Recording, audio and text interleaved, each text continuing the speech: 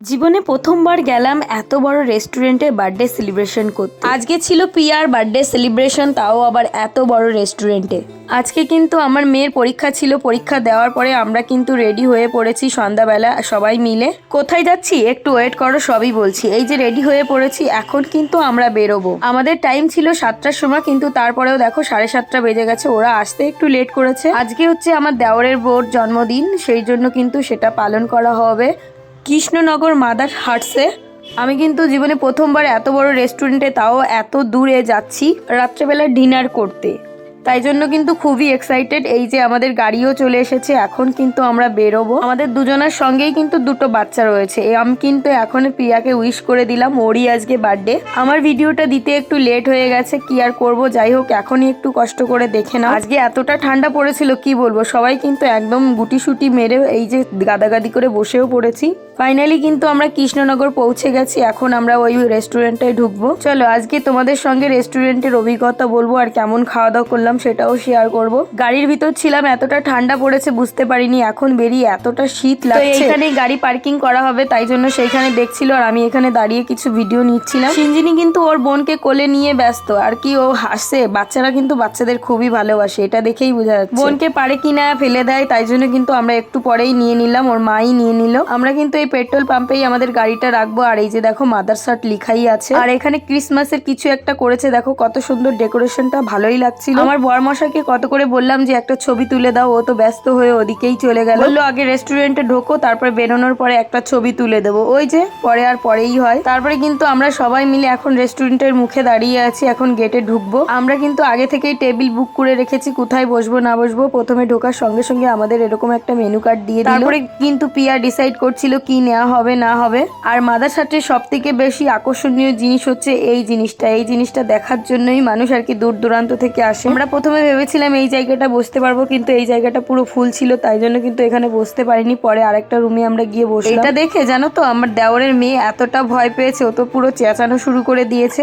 আমারও কিন্তু বেশ ভালো লাগছিল, কারণ এত বড় রেস্টুরেন্টে এরকম একটা জিনিস দেখবো সত্যিই ভাবতে পারিনি। আর আমি এই মাদারসাট সম্পর্কে কোনো ধারণাই ছিল না, যেটা আগে থেকে দেখিনি সেটা বলতে কিসের লজ্জা, তাই কিন্তু বলেই দিলাম। তোমরা আবার কেউ ভেবো না এটাও এই বয়সে এখনো দেখেনি। সবকিছুর অভিজ্ঞতা আজকে প্রথম, তাই আমার বরকে বললাম এই জিনিসটার নাম কি জানো। আমার বর বলছিল এটার নাম নাকি অনন্যা। তোমরা একটু অবশ্যই কমেন্ট করে জানিও তো নামটা ঠিক আছে কিনা। তো দেখো এখানে কিন্তু কেকের অর্ডার দেওয়া হয়ে গেছে, তার মধ্যে কিন্তু পিয়া তার মেয়ের জন্য একদম খাবার বানিয়ে নিয়ে এসছে। এটা আছে দুধ রুটি, তাও মিক্সিতে ঘুরিয়ে নিয়ে এসছে বাচ্চাটাকে খাইয়ে। তারপরে কিন্তু আমরা বসবো, আমাদের তেমন একটা খিদেও পাই। আর এখানে একটা সুন্দর পাতকুয়ার মতো আছে, যেটা হচ্ছে এখানে কিছু মাছও আছে, সেটা দেখার জন্য কিন্তু আমার মেয়ে আর ওর বুনু খুব ব্যস্ত হয়ে পড়েছে। দুটো বাচ্চাই সমান, খুব ভালো এনজয় করতে পারে, কোনো জ্বালাতনই করে না। তারপরে কিন্তু আমরা এই টেবিলটায় বসে পড়লাম। আমাদের খাবার দাবার কিন্তু একদম অর্ডার দেওয়া হয়ে গেছে। আমি আবার একটু মাম্মাকে কোলেও নিয়ে নিলাম। তো দেখো আমাদের কিন্তু কেকও দিয়ে দিয়েছে, ম্যাঙ্গো ফ্লেভারের কেক। কেকটা কিন্তু খুব সুন্দর ছিল, আর ও এখন কেক কাটিং করবে। আমি তার আগে কিছু ওকে ফটো ভিডিও করে নিচ্ছিলাম। এই মুহূর্তটার অপেক্ষায় কেউ না থাকুক, আমার যা কিন্তু আছে সেটাই দেখার জন্য আজকের ভিডিওটাও অবশ্যই দেখবে ফুল। তারপরে কিন্তু আমরা সবাই মিলে কেক কাটিং করে নিলাম। কেকটা কিন্তু খুব সুন্দর ছিল। ও প্রথমে ওর বরমশাইকে খাইয়ে দিল, তারপরে আমাকে, তারপরে এক এক করে সবাইকে খাইয়ে দিল। আমাদের এই 4 জনের জুটিটা কিন্তু বেশ। আমরা কিন্তু দুর্গাপুজোর সময় একসঙ্গে ঘুরেছি, তারপরে কিন্তু আমরা প্রায় এক জায়গায় যাওয়ার চেষ্টা করি সবসময়, কারণ আমার দেওর সবসময়ের জন্য ওর দাদাকে নিয়ে যাওয়ার চেষ্টা করে। ওর নাকি খুব ভালো লাগে আমাদের সঙ্গে ঘুরতে,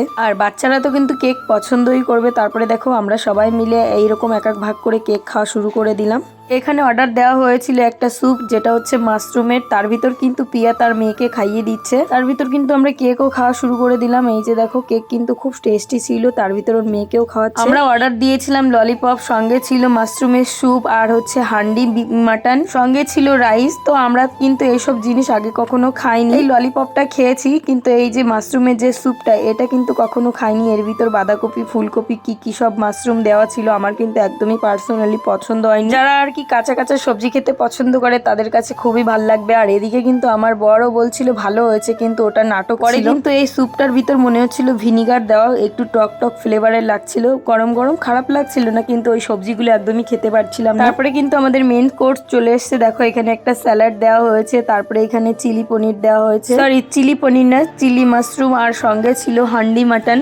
আজকের খাওয়া দাওয়া খুবই রাজকীয় থাকলেও আমার কাছে একদমই পছন্দ হয়নি, কারণ আমি এইসব জিনিস একদমই পছন্দ করি না। আমরা হচ্ছে মাছে ভাতে বাঙালি, আমাদের মাংস কিংবা বিরিয়ানি এগুলো হলেই চলে, এই সব জিনিস একদমই আমি পছন্দ করি না। তারপরেও আজকে একটা নিমন্ত্রণ বাড়ি দুপুরবেলা খেয়েছিলাম জন্য অতটাও খিদেও পেয়েছিল না, তাই জন্য কিন্তু টুকটাক করে খেলাম। আর এই স্যালাডটা আমার বর কিন্তু নিয়ে খাওয়া শুরু করে দিয়েছে। ওর মুখের এক্সপ্রেশন দেখে তোমরা বুঝতেই পারবে কতটা বিচ্ছিরি ছিল। এটা হয়তো যারা বিদেশি তাদের কাছে খুবই ভালো লাগবে।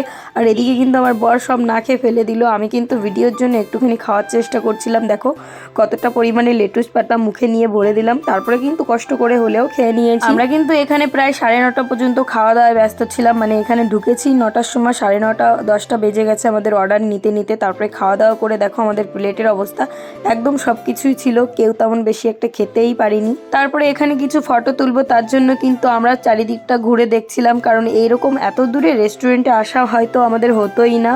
এই যে ওর জন্মদিন জন্য আমাদের বলেছে, তাই কিন্তু আসা। আর এই জায়গাটাকে দেখে আমার কিন্তু বেশ ভালো লাগছিল। আমি আমার মেয়েকে দিয়ে ঘোরাচ্ছিলাম। তারপরে কিন্তু আমাদের বেবিটা চলে এসেছিল। তারপরে পরের সঙ্গে দুটো একটা ফটো রিলস বানিয়ে নিলাম। তোমরা আমার আগের ভিডিওতে দেখেইছো, কিন্তু এই বড় ভিডিওটা আমার এডিট করাই হচ্ছিল না। বরের সঙ্গে একটা শর্ট নিচ্ছিলাম কিন্তু ও পারলো না। তারপরে কিন্তু আমরা গাড়িতে উঠে বেরিয়ে পড়লাম। সবাইকে টাটা, ভালো থেকো সবাই। ভিডিওটা কেমন লাগলো অবশ্যই কমেন্ট করে জানিও। বাই।